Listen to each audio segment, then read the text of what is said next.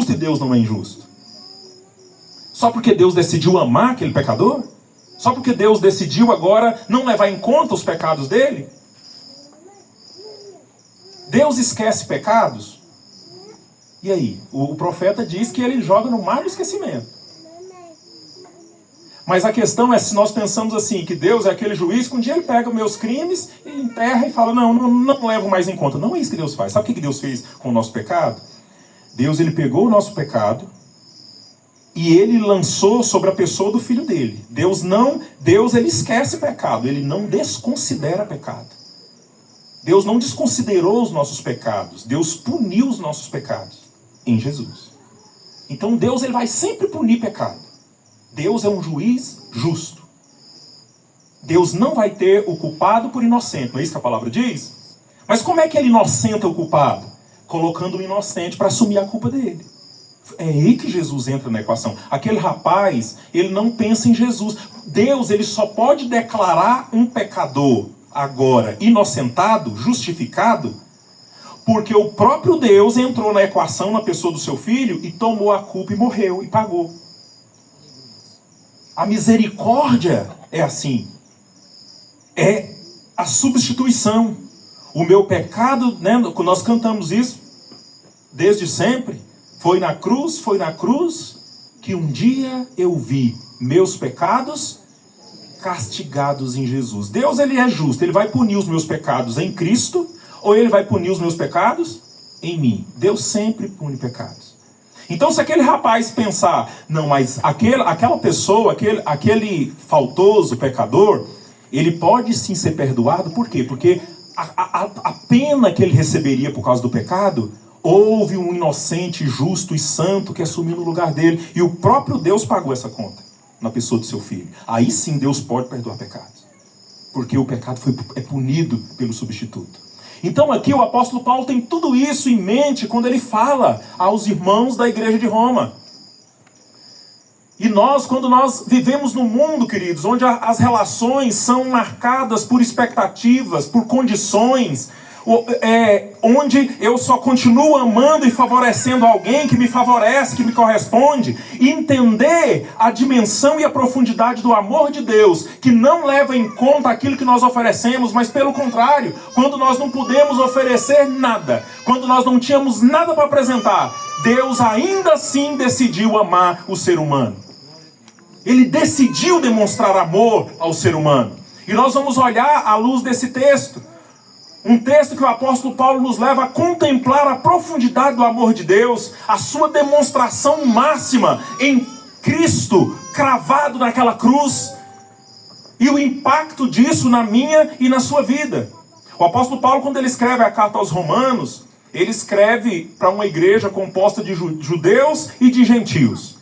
E ele busca explicar o evangelho na sua essência, porque tinha lá os judeus que achavam assim, não, nós somos uns cristãos um pouco melhores porque nós viemos do judaísmo. E os gentios do outro lado, e aí Paulo ele começa no capítulo 1 dizendo, olha, eu não me envergonho do evangelho, porque o evangelho é o poder de Deus para a salvação de todo aquele que crê. Primeiro do judeu, depois também do gentio. Ele está dizendo, então é judeu e gentio. O judeu precisa do evangelho. Aí no capítulo 1 ele vai dizer, os gentios precisam do evangelho, porque conhecendo a Deus por meio da revelação natural, ignorou o conhecimento que tinha de Deus e adorou a criatura ao invés do Criador. E por isso Deus entregou eles às suas paixões, entregou eles aos seus próprios corações e entregou eles a uma disposição mental reprovável. Uma disposição mental reprovável. Para cometerem todo tipo de pecado.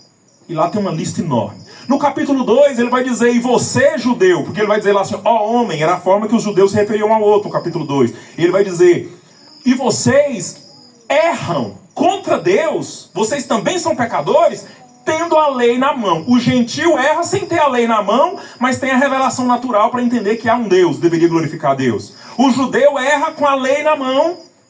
No capítulo 3 ele vai dizer, então tanto o judeu quanto o gentio é justificado pela fé. É quando você tem fé em Cristo. Todos pecaram e carecem da glória de Deus. Não há um justo nenhum sequer. Não há um que faça o bem. Todos se desviaram. Os pés são velozes por derramar sangue. Capítulo 3. E aí ele vai falar, mas e aí como que o judeu tendo a lei, o gentio sem a lei, mas todo mundo erra diante de Deus. Todos pecaram. E aí ele continua dizendo, ao que vive, tudo que a lei diz, para os que vivem sob a lei, o diz, para que se cale toda boca e todo mundo seja culpável perante Deus. Visto que por meio das obras da lei, ninguém será justificado. Ninguém será justificado. Porque o ser humano não consegue cumprir essa lei. No capítulo 4 ele vai exemplificar isso, dizendo nem Abraão foi justificado por obras da lei. Nem Abraão. Ele dá o exemplo de Abraão, o exemplo de Davi no capítulo 4. E aí aqui no capítulo 5 ele vai dizer, justificado, pois, mediante a fé. Ele vai dizer, judeu e gentil são culpados diante de Deus. Como é que Deus resolve isso? Fé em Cristo. Por meio da fé em Jesus Cristo. Então, queridos, ele trabalha a justificação pela fé, mas ele vai dizer que essa justificação acontece porque Deus amou. Porque Deus tomou uma decisão de nos amar. E aí nós vamos ver que, em primeiro lugar, o amor de Deus é a nossa condição. O amor de Deus é a nossa condição. Qual é a nossa condição? O apóstolo Paulo vai dizer que, antes de Cristo, a nossa condição é de fracos, ímpios e pecadores. Fracos, ímpios e pecadores. Olha aí o versículo, a partir do verso 6. Quando estávamos completamente desamparados, Cristo veio na hora certa e morreu por nós pecadores. Ali tem uns termos que eles podem ser traduzidos, né? E na revista atualizada diz assim, porque Cristo, quando nós ainda éramos fracos, morreu a seu tempo pelos ímpios. Morreu a seu tempo pelos ímpios. Por que Paulo usa o termo fraco? Desguarnecido, desamparado, sem condições, sem suporte. Essa é a ideia do termo aqui. Porque Paulo está se referindo justamente à incapacidade que nós temos de salvar a nós mesmos. De conseguir atender à exigência do padrão de Deus. Porque o padrão de Deus é a santidade. A santidade é estar separado de todo mal. Seja o mal no pensamento, na motivação, seja o mal nos desejos e na prática. E, ao mesmo tempo, me lançar a todo o bem. A lei, ela tem dois aspectos. A lei, ela é negativa e positiva. A lei de Deus, ela condena o mal, mas ela incentiva o bem. Ela proíbe a prática do mal, mas encoraja a prática do bem. Não minta entre vocês. Não é isso que o apóstolo Paulo diz, mas ele fala, mas fale cada um a verdade. Se você não mente, o que você tem que falar? A verdade. Se você não mata, o que você tem que fazer? Promover a vida. Então assim, eu não matei, mas o outro morreu de fome do meu lado. Eu matei. Eu não cumpri a lei. Porque não é só deixar de matar, não deixar de fazer o mal, é também fazer o bem. Aí vamos fazer uma conta. Você teve muito mal que eu e você não praticamos. Aí a gente fala assim, não, então eu tô até mais ou menos. E se a gente for colocar na conta todo o bem que a lei de Deus mandou e eu não fiz? Que tribunal que pode absorver um tanto de pecado desse, gente? Você está vendo que é impossível? Nós somos mesmo, diante da lei de Deus, nós somos impotentes. Por causa da nossa natureza caída.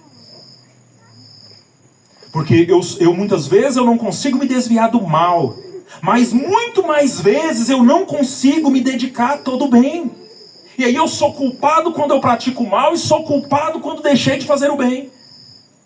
Que a lei mandou.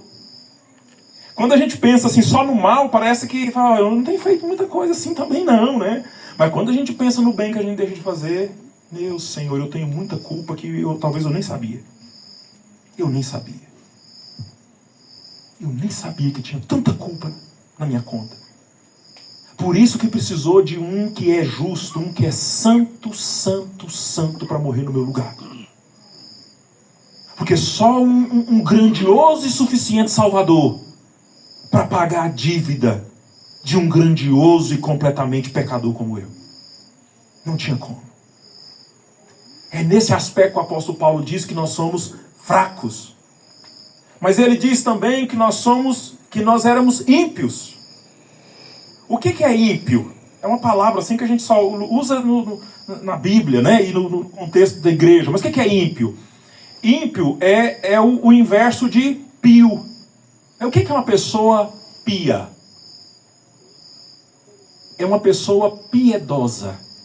Uma pessoa piedosa é uma pessoa que está sempre se dedicando a Deus, obedecendo a Deus, adorando a Deus, louvando e honrando a Deus em tudo. Essa é uma pessoa piedosa. Então a pessoa pia é essa que está lá cumprindo toda a vontade de Deus e agradando a Deus, vivendo consagrado para Deus. E a pessoa que não é pia é a ímpia, que ela é rebelde a Deus. Ela vive em rebelião a Deus, desobedece a Deus. E aí é isso que o apóstolo Paulo está dizendo: morreu a seu tempo pelos ímpios, por aqueles que andavam como queriam e eram rebeldes a Deus por natureza. Mas também são pecadores. Pecadores é quem transgride a lei de Deus, que falham constantemente. Então Paulo aqui ele está descrevendo a condição da humanidade. A condição da humanidade. É o verso 6, Jonathan. Aí. Ele está descrevendo essa condição da humanidade. Pense em alguém, querido, preso em um buraco muito fundo, sem forças até para gritar por socorro. Ou num náufrago que está lá lutando contra o mar sem uma boia, incapaz de nadar até a margem. Assim éramos nós diante de Deus. Sem recursos próprios, nós não conseguimos contrapor o nosso próprio coração. O nosso coração que foi afetado pelo pecado, desvirtuado pelo pecado, ele produz vontades, pensamentos, inclinações, motivações contra Deus. O que é a essência do pecado original? Que leva a todos os outros pecados que nós vemos lá em Adão. A essência do pecado original é: eu agora serei como Deus, eu vou ser um Deus, eu vou definir a minha vida e definir como eu ando. Só que imagina um coração desviado, um coração corrompido, uma consciência que foi danificada, foi feita perfeita, mas foi estragada, e agora essa consciência com o mal presente nela, achando que é o próprio Deus, e andando segundo ele mesmo, definindo a sua vida e a sua existência conforme a sua própria vontade. Já pensou o estrago que é? Você está vendo por que a gente não deixa de ver o mal entre a humanidade? É porque o ser humano vive assim. Essa é a natureza do ser humano. Então, essa é uma condição. Por que o homem não se salva? Por causa dessa condição. Ele só pode pensar, desejar, agir conforme a sua natureza. E a sua natureza foi corrompida pelo pecado. Corrompida pelo pecado. E tem coisas que ele até faz achando que é bom e é mal. E coisas que são boas, o coração dele não quer de jeito nenhum. Não quer de jeito nenhum. E é em tudo. É em tudo. Tem um cereaizinho lá que diz que é bom para a saúde, né? Você gosta? Como é que chama? Hã? Granola. Você gosta de granola? Gosta? Ô, beleza, ó. Mas diz que coca faz mal para a saúde, todo mundo gosta, né? Ô, trem bom. Mas não presta. É desse jeito a natureza humana. Por que a gente ama o que Deus reprova e a gente tem dificuldade de viver o que Deus ama? Sabe por quê? É porque a nossa natureza é a natureza de Deus. Nós somos criados à imagem e semelhança de Deus, lá para gostar do que Deus gosta. Mas o pecado tirou a gente disso e colocou no outro polo. E agora o que Deus ama, a gente é duro. A presença de Deus, a comunhão com Deus é o que satisfaz de verdade a nossa alma. Mas já viu tanto que é duro você viver em comunhão com Deus? A comunhão com o pecado estraga a gente, afasta a gente da imagem e semelhança de Deus. Mas como é facinho viver na comunhão do pecado? É só descer e escorregar morro abaixo. Não precisa nem fazer força. Mas para fazer o bem precisa fazer força. Por quê? Por que aquilo que Deus ordena para nós é tão duro de a gente viver? E por que o que Deus desagrada é facinho de viver? O problema está na nossa condição, na nossa natureza. E é isso que Cristo vem mostrar quando você olha para a pessoa de Jesus. É isso que você vê. Você vê a humanidade perfeita, a humanidade restaurada em Jesus homem. Por isso que o Filho de Deus também encarnou aqui como homem. Porque como homem, ele vem e na sua natureza humana perfeita, sem o pecado, ele vem e obedece toda a vontade de Deus e nega todo o mal que a lei de Deus condena. Então você quer ver o que é o ser humano perfeito? Olhe, abra as escrituras e olhe para a vida de Jesus, olhe para a pessoa de Jesus. O que isso vai te levar? Vai levar você a enxergar a justiça, a santidade, ver o amor, ver a misericórdia, a bondade em Jesus, e você vai olhar para você e perceber que você é diferente dele. Então eu tenho muito do que arrepender e mudar. É isso que Jesus vem mostrar para nós. Lembra quando o próprio Jesus diz assim: e virá o Consolador, o Espírito da Verdade, e ele convencerá o mundo do pecado, da justiça e do juízo. Numa tradução um pouco mais simplificada desse versículo, ficaria assim, ó: ele convencerá o mundo de quem é o pecador, de quem é o justo e que há um juízo. Quem é o pecador? Eu achei que você ia falar assim: eu. Quem é o justo? E haverá um juízo para distinguir essas coisas. É isso que está falando ali. Vai haver um juízo para distinguir essas coisas. Então, qual que é a minha possibilidade de salvação? Se o justo, que é Jesus, tomar o meu lugar, e eu tomo o pecador, recebo o benefício dele. 2 Coríntios capítulo 5, verso 21. Ele o fez pecado por nós, para que nele fôssemos feitos justiça de Deus. Trocou. Jesus foi feito pecado no nosso lugar, para que no lugar dele nós fôssemos feitos justiça de Deus. Só assim que alguém pode ser salvo. Por isso que só há salvação pela fé em Cristo. Então, querido, nós precisamos reconhecer a nossa dependência da graça de Deus, do favor de Deus para a salvação. Porque essa é a nossa condição. De fracos, ímpios e pecadores por nós mesmos. Mas em segundo lugar, Paulo aqui ele demonstra o amor de Deus. A demonstração do amor de Deus está na morte de Jesus. Quando Jesus morre na cruz, Deus revela um monte de coisa. Um monte de coisa a respeito dele mesmo. Mas uma das principais é o amor. Quando você olha para Cristo pendurado naquela cruz, ali Deus ele está demonstrando que ele decidiu amar o ser humano pecador. E aí há um contraste. Você olha para a cruz e vê o justo e santo morto. E você olha nos pés da cruz, você vê pecadores e rebeldes vivos. Se você perguntar, é justo? Não era justo. Quem deveria estar vivo e até reinando era Jesus. E quem deveria estar na cruz eram os pecadores. Mas o fato de Deus fazer essa troca, isso prova que Deus é amor.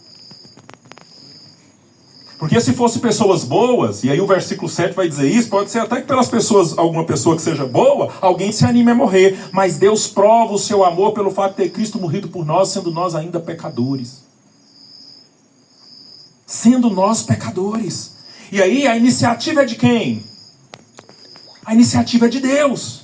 Deus demonstra, Deus prova, Deus mostra o seu amor pelo fato de Cristo ter morrido. Então, Paulo aqui ele está dizendo que a iniciativa é de Deus e não foi minha e sua. Não foi minha e sua. Nós não chegamos lá com um ofício pedindo a Deus: Senhor, mande o seu filho para a cruz no meu lugar. Eu nem sabia que eu precisava. E quando fez isso, nenhum de nós aqui éramos nascidos. E a decisão de Deus, o apóstolo Pedro vai dizer na sua primeira carta, o apóstolo Paulo também vai dizer que essa decisão Deus tomou ela antes da fundação do mundo. O sangue mais precioso, conhecido antes da fundação do mundo, Pedro diz. Paulo vai dizer em Efésios capítulo 1, nos escolheu nele antes da fundação do mundo para sermos santos e irrepreensíveis perante ele. Escolheu em Cristo. Deus tomou uma decisão de amar as pessoas. E agora, Deus ele prova esse grande amor. Cristo morreu em nosso favor. Foi um sacrifício vicário, substitutivo. Então o que o Pai estava fazendo era ordenando essa troca.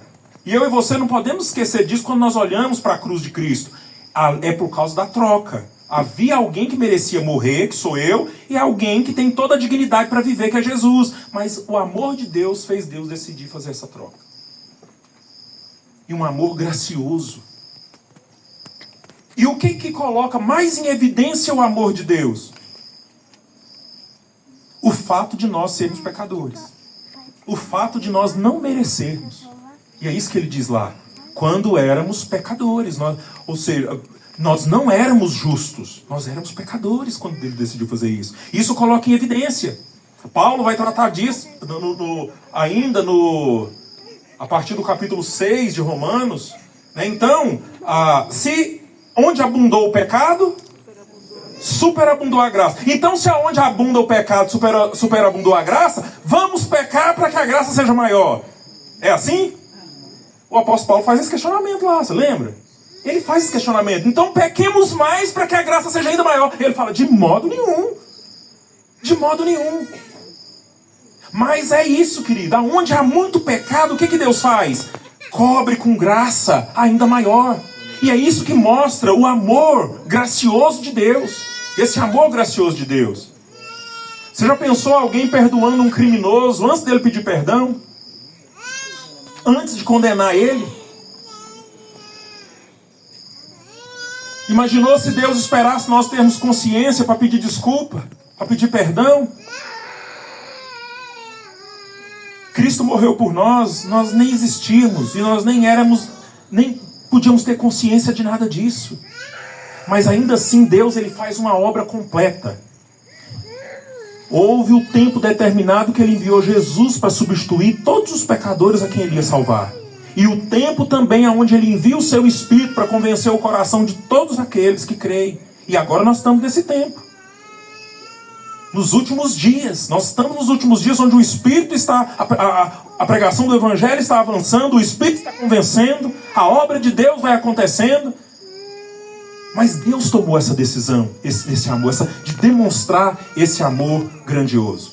Eu e você, querido, precisamos confiar no amor de Deus. Mesmo quando você se sente indigno. E eu vou dizer uma coisa para você. O dia que você se achar digno do amor de Deus, desconfie de seu coração porque ele está te enganando. Ele está pregando uma peça em você. Nós alegramos e desfrutamos do amor de Deus, mas dignos dele? Quem é digno do amor de Deus é Jesus. Esse é o meu Filho amado em quem tenho todo o meu prazer. Se eu estiver em Cristo, Deus tem prazer em mim. Se eu ando em Cristo, Deus tem prazer em mim também, porque eu estou em Cristo. Mas se eu estou por minha própria conta, na minha rebeldia, como filho de Adão, Deus não tem prazer nisso. Deus não tem prazer em mim. Então, esse amor gracioso de Deus, querido, se nós não confiarmos nele, nós vamos nos sentir sempre culpados diante de Deus. Eu tenho que fazer uma performance até quase morrer, porque eu vou tentar sempre merecer o amor de Deus. E isso vai virar, querido, um peso para você. Um peso para você. Esses dias eu estava escutando aquele rapaz, há pouco tempo ele era evangélico, agora ele diz que é ateu. E chamava ele de pastorzão. Você lembra dele? Um que tocava, ele era fortão assim, agora ele está magrinho. Na internet chama ele de Pax. Mas era pastorzão. Ele falando assim, não, esse negócio assim, que você tem que fazer, você tem que cumprir todas as regras, porque senão aí Deus vai te condenar, se você cumprir... Eu olhei e falei, coitado, meu Deus, aquele rapaz cresceu na igreja, viveu até homem na igreja, ele não entendeu Jesus, ele não entendeu o Evangelho. Ele não entendeu nada. Por isso que ele está daquele jeito, revoltado, porque ele não entendeu o Evangelho. Quem que foi que falou para aquela criatura que é ele que paga pela salvação dele? Esse é o problema, que ele tem um monte de crente pensando que paga pela sua salvação. E sabe o que está acontecendo? Ele está vivendo como se ele estivesse carregando a cruz de novo. Um dia ele está salvo, porque ele está bem, ele está conseguindo cumprir as regras da igreja. Outro dia ele está perdido. Por quê? Porque ele tropeçou. Aí se ele morrer hoje, ele vai para o inferno. Mas se ele tivesse morrido ontem, ele ia para o céu. E Jesus nessa história? Onde é que Jesus entra? Tem gente vivendo arrastado porque não entendeu o amor de Deus. Lembra quando o apóstolo João diz assim, olha, o verdadeiro amor lança fora o medo. Aquele que não é aperfeiçoado no amor, não conheceu a Deus. Por isso nós vamos chegar confiante no dia do juízo. Confiante no dia do juízo, porque o perfeito amor lança fora o medo. Ali o João está dizendo, se você conhece o amor de Deus e é aperfeiçoado no amor de Deus, e se você é aperfeiçoado no amor de Deus, você também ama o irmão. E o dia que você chegar no dia do juízo, você vai chegar lá confiante. Por que eu chego confiante? Porque eu confio no amor de Deus. Eu sei que eu vou chegar lá, eu não vou achar o juiz, eu vou achar meu pai. Como é que você tem andado? Se você parte para o Senhor hoje, como é que você está achando que você chega lá? Você está vivendo pela sua performance? Pela sua capacidade? Você está com medo de chegar lá e pensar assim, olha, que o juiz pesar minhas obras, eita, esse negócio. Então deixa eu fazer algumas coisinhas aqui, deixa eu dedicar lá na igreja. Aí eu faço, não é para a glória de Deus, eu faço é para ganhar ponto.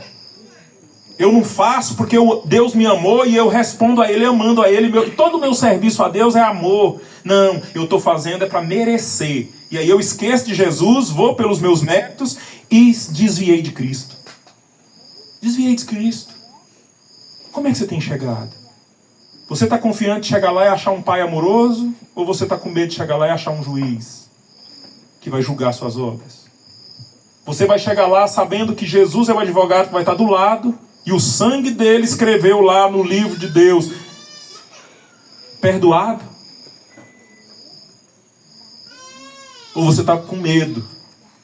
Quando você lê o livro do Apocalipse e vê a ira de Deus manifesta lá, você fica com medo de Deus ou você fica alegre porque Deus está julgando o mundo e findando a história? Quando eu acho alguns falam assim, pastor, eu tenho medo do livro de Apocalipse. Eu digo, por quê? É o livro da esperança. É o livro que está dizendo para nós, não, o mal não vai vencer. O sistema desse mundo não vai vencer. Jesus virá e vencerá cabalmente.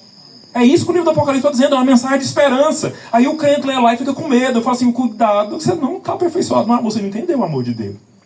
Por isso você está com medo. Por isso está com medo. Tem medo de ir para o céu, né? Muitos de nós tem medo de ir para o céu. Quer ir para o céu, mas não quer morrer de jeito nenhum.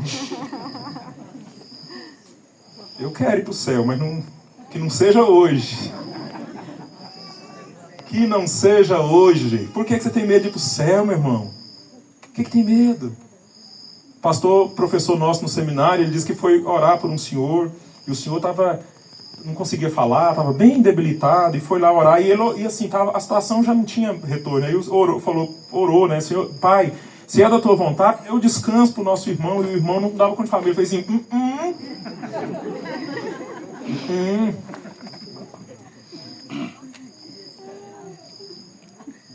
Em compensação, Dona Maria já acamada, e as filhas querendo orar para Deus curar ela, e ela falou assim, Jesus já me deixou claro que Ele quer me levar e eu quero ir com Ele. Não é para orar para eu ficar. Eu quero ir com Ele. E foi mesmo. E foi mesmo. É bom demais morrer assim, não é? Por que você tem medo, meu irmão? Não estou brincando falando de medo da morte, não. Assim, por que quando você pensa de ir para encontrar com Deus, você fica temeroso? O verdadeiro amor lança fora todo medo. Nós não temos noção, querido, da dimensão de vida, de satisfação da alma, de completude, de realização que nós temos quando nós voltarmos para Deus. A gente tem que ficar aqui mesmo. Deus deu essa vida para a gente viver da melhor forma, honrar Ele aqui. Não fica querendo morrer mesmo, não. Se vai morrer, você precisa cuidar de tratamento, porque você está doente, querendo morrer. Mas se for o caso de Deus chamar a mim e a você, não tema não. É o Pai nos acolhendo de volta na casa. Jesus aceitou morrer, Ele não precisava morrer, mas Ele aceitou morrer para que eu e você tivesse nessa segurança do amor de Deus. Mas em terceiro lugar, querido, nós vemos também o resultado do amor de Deus para os que creem. E aqui Paulo vai mostrar várias bênçãos, né? Ele vai mostrar os resultados desse amor de Deus para aqueles que creem. Ele vai mostrar aí, no verso 9, olha o que ele vai dizer. E uma vez que fomos declarados justos por seu sangue. Qual que é a primeira coisa que nós temos quando Deus nos ama em Cristo? Justificação. Uma vez que fomos declarados justos. Nós somos justos? Sim ou não? Não. Mas nós podemos ser justificados. O que é ser justificado? O que é ser justo? Essa palavra aparece muito no Novo Testamento, às vezes a gente passa ali e não compreende ela. Justo é aquela pessoa que cumpre a lei completamente. A justiça da lei é expressa em todos os preceitos da lei de Deus. E alguém que cumpre a justiça da lei é justo. Ele é obediente, ele é correto em tudo. Nós não somos assim. Mas Jesus vem e ele sim é o justo. E Deus nos declara justos por meio do sangue de Jesus. Jesus cumpre toda a lei e Jesus morre para nos perdoar. Nós somos apresentados diante de Deus e Deus ele faz uma declaração formal. Aquele que crê em Jesus, ele é declarado justo diante de Deus. É como se você chegasse diante do tribunal de Deus e você fosse culpado, mas Cristo chegou lá e morreu, pagou a sua dívida, então seus pecados todos foram apagados pelo perdão. Mas agora toda a obediência de Jesus é escrita no lugar dos seus pecados. E agora quando Deus olha para você, ele vê Cristo na sua frente. Ele vê a obediência de Cristo, ele vê a justiça de Cristo. Por isso que Deus te aceita. Por isso que Deus me aceita. Ele aceita a gente porque ele vê Cristo que substituiu a gente. Então isso é declarar alguém justo. Então como é que uma pessoa ela vai ser salva lá no final? É o dia que ela chegar lá e ela creu em Jesus e ela foi declarada justa por meio de Cristo, por meio da obra de Cristo. Então nós temos justiça, a primeira coisa. Mas segundo, nós temos salvação. Temos salvação. Olha aqui, ele vai dizer: certamente seremos salvos da ira de Deus por meio dele. Você já viu aquela história assim? Quando Deus está te salvando, Deus está te salvando de quê? Quando Jesus te salva, de que ele te salva? Aí a gente fala, nos salva do diabo, nos salva do inferno. Meu querido, do diabo, o diabo não tem autoridade nenhuma. Não tem autoridade nenhuma. Nós somos livres dele. Mas o inferno é o lugar da punição. Mas o próprio inferno em si não é ele que determina nada. Nós somos salvos, queridos, da ira de Deus. Nós ouvimos falar constantemente do amor de Deus. E o amor é um dos atributos de Deus. Mas nem sempre nós lembramos que a ira também é um atributo de Deus. Também é um atributo de Deus. Pastor, mas o mesmo Deus que ama é o mesmo Deus que se ira? É o mesmo Deus. E isso tudo faz parte da sua natureza e do seu caráter.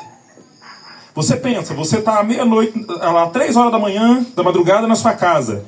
E bate na porta, alguém vai lá e bate forte na porta, você até acha que está arrombando, mas aí você chega lá, abre a porta, é o seu pai, esperando que você dê um socorro para ele. O que você vai fazer com seu pai?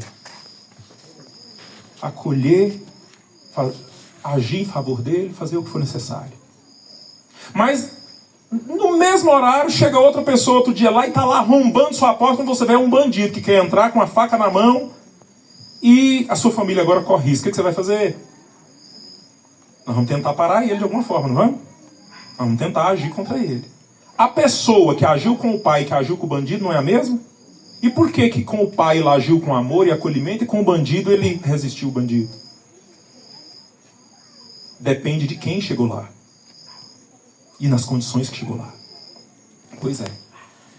Para todo aquele que crê em Cristo e foi alvo do amor, da graça e da misericórdia de Deus, o dia que chegar lá diante de Deus, ele é um filho.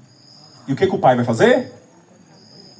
Para todo aquele que ignorou a cruz, ignorou o sacrifício de Cristo, não anda com Cristo, o dia que chegar lá, ele é o juiz. E o que ele vai fazer? Demonstrar a sua ira. É por isso que Paulo está dizendo: certamente seremos salvos da ira de Deus. Do diabo, a Bíblia diz que nós podemos fugir dele. Mas quem é que foge da ira de Deus? Quem que pode fugir quando Deus quiser resolver esse mundo? Esse mundo não tem escapatória, meus irmãos. Esse mundo não tem para onde correr. O livro do Apocalipse fala isso. Deus vai julgar esse mundo e vai condenar todo o mal, toda a injustiça. Os homens podem continuar fazendo tudo que eles querem fazer. Mas chegará o dia que Deus passará a história a limpo e julgará esse mundo. E depois que ele julgar e condenar esse mundo, Deus vai demonstrar a sua ira. A questão é como eu e você chegaremos lá. Chegaremos lá em Cristo? No Filho amado em quem Deus tem todo o prazer? Como é que Deus reage a cada grupo desse? Só existe dois grupos de pessoas para Deus, aqueles que estão em Cristo e aqueles que não estão. Só existem esses dois grupos de pessoas. Pastor, mas essas pessoas que estão em Cristo não são culpadas, elas também não pecaram, elas também não erram também. A questão é que Cristo pagou a dívida delas. E depois que pagou, regenerou elas, transformou o coração delas, e agora elas tentam viver para Deus, caminhar com Deus, elas tentam fazer uma jornada com Deus. Falha. Por isso que a graça abunda. Por isso que a graça é grande. Mas então nós temos justiça, nós temos salvação. E a salvação é da ira do próprio Deus. Nós vamos chegar lá e achar um pai amoroso, não vamos achar um juiz irado. Mas também nós temos reconciliação. Olha o versículo 10. Portanto, uma vez que pela fé fomos declarados justos, temos paz com Deus por causa daquilo que Jesus Cristo, nosso Senhor, fez por nós. O que é ter paz com Deus? Não é estar numa situação de tranquilidade. Ali, paz com Deus é porque você estava em rebeldia. Você estava separado e foi reconciliado. Você foi pacificado com Deus. Então está eu aqui andando como filho de Adão, no meu próprio coração, nas minhas vontades, sendo o meu próprio Deus, ignorando a Deus. Em Jesus agora eu pude conhecer a pessoa de Deus. Jesus é o meio pelo qual eu tenho acesso a Deus. Agora eu vivo para Deus, estou com Deus. Foi restaurada a minha comunhão. Aquilo que o pai Adão perdeu lá no Éden, nós recebemos em Jesus. O primeiro Adão nos jogou para fora da comunhão. O segundo Adão devolve para nós a pacificação e a comunhão. Por isso que só por meio de Cristo uma pessoa pode ter acesso a Deus, comunhão com Deus novamente. Mas além da reconciliação, querido, o texto vai dizer que nós temos também a alegria. Olha lá o versículo, o último verso. 11. É o próximo. Agora, portanto, podemos nos alegrar em Deus com quem fomos reconciliados por meio do nosso Senhor Jesus Cristo. Por que ele fala assim? Agora podemos nos alegrar em Deus. Porque antes podia? Antes, na verdade, se eu tivesse consciência, era para eu ficar preocupado. Era para eu ficar angustiado nesse negócio. Falar assim, rapaz, eu vou encontrar com Deus. E eu não fui pacificado. Então, se eu chegar lá, meu coração vai sentir? Preocupação, medo, angústia. Porque eu vou encontrar com Deus justo e santo, e eu não sou justo e nem santo. Esse negócio não vai dar certo. Então eu estou preocupado, com medo e angustiado. Mas ele fala, agora, portanto, podemos nos alegrar em Deus. Você foi reconciliado com Ele. Então é alegria. Olhe para Deus com alegria, com satisfação, se você foi reconciliado com Ele em Cristo. É essa alegria que nós temos que demonstrar agora. Viver com Deus, a graça de Deus nos salvou, nos amou, nos perdoou. E aí, reconciliado por meio de nosso Senhor Jesus Cristo. É Jesus que dá isso para nós. Então, querido, todas essas bênçãos mudam a relação que nós temos com Deus. Imagine alguém que vive anos fugindo da justiça e recebe o perdão completo e agora o juiz faz um churrasco para receber ele. Aquele que é reto juiz, que um dia me julgaria, agora diz que tem uma festa lá para eu chegar lá e vai ter uma ceia. Vai ter um jantar de comunhão onde ele vai me receber. Eu não preciso mais ficar preocupado e com medo. Mas pelo contrário, a alegria da salvação enche a minha alma. A alegria do perdão, a alegria da reconciliação, da justificação. Andar em Cristo, meu irmão, crer em Cristo, é viver em paz com Deus. É desfrutar de alegria, ter esperança verdadeira. E marchar aqui com todas as nossas lutas e as pelejas que esse mundo caído impõe a nós. Mas eu ando aqui sabendo do final. Eu vou chegar lá. Vai ter um pai me esperando. Vai ter festa. Eu vou viver para sempre com o Senhor. E eu então ando aqui, apesar das intempéries, com alegria. Agora eu posso ter alegria em Deus. Antes não, antes eu tinha que ficar preocupado.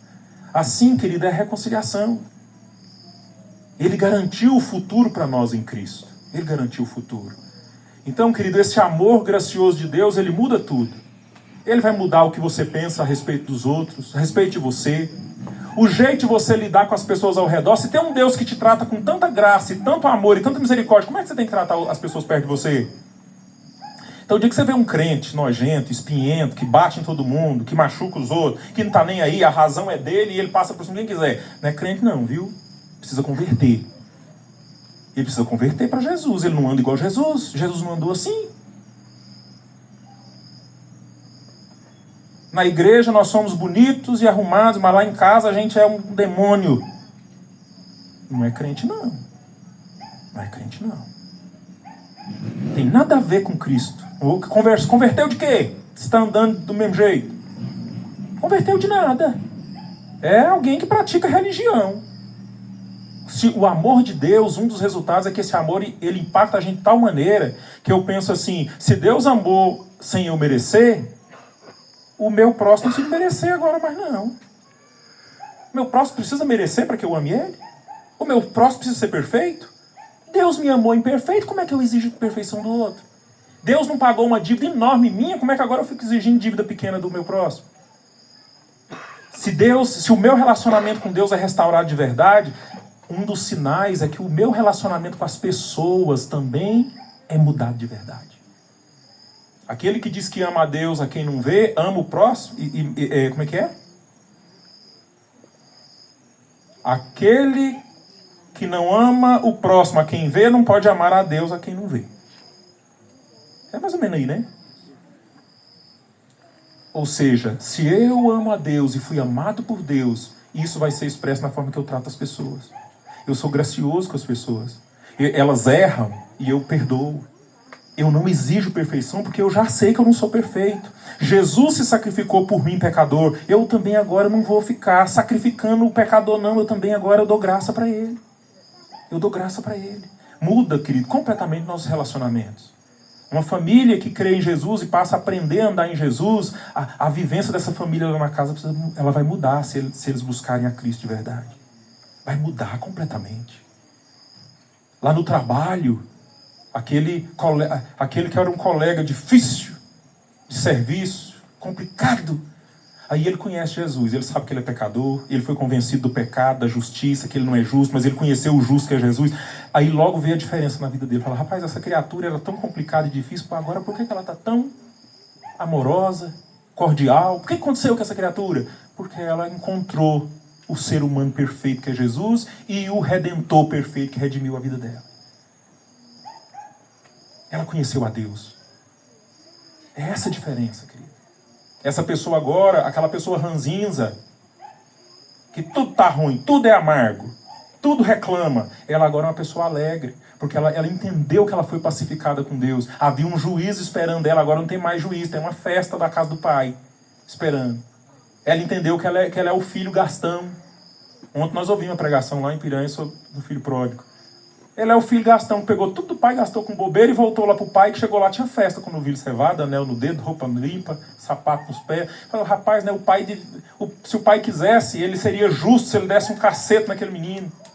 Mas não deu, fez festa, é isso. Eu, apesar de mim, Deus me amou. Apesar de quem eu sou, Deus vai fazer uma festa. E eu não mereço nada disso. Como é que eu fico brilhando com as pessoas do meu lado?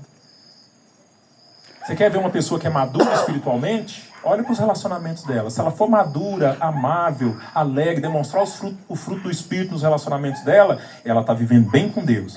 Se no relacionamento é terrível, tem nada. É só religiosidade superficial. Tem nada a ver. A vida da gente muda, querido. Esse amor é capaz de transformar quem nós somos. Quem nós somos.